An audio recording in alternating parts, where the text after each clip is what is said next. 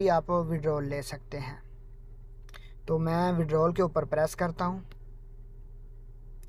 अभी इधर दो ऑप्शन है, एक मैंने अपना बैंक का अकाउंट ऐड किया हुआ है और नीचे STC पे है।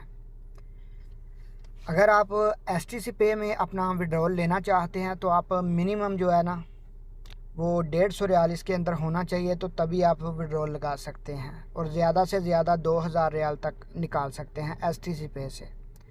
तो अगर बैंक ट्रांसफ़र आप करना चाहते हैं तो उसकी कोई रिक्वायरमेंट नहीं है, चाहे आप 1 रियाल भी निकालना चाहते हैं तो 1 रियाल भी निकाल सकते हैं, लेकिन उसका टाइम है 1 से 7 बिज़नेस डे जो है ना, वर्किंग बिज़नेस डे के अंदर अंदर वो पैसे आपको मिलते हैं।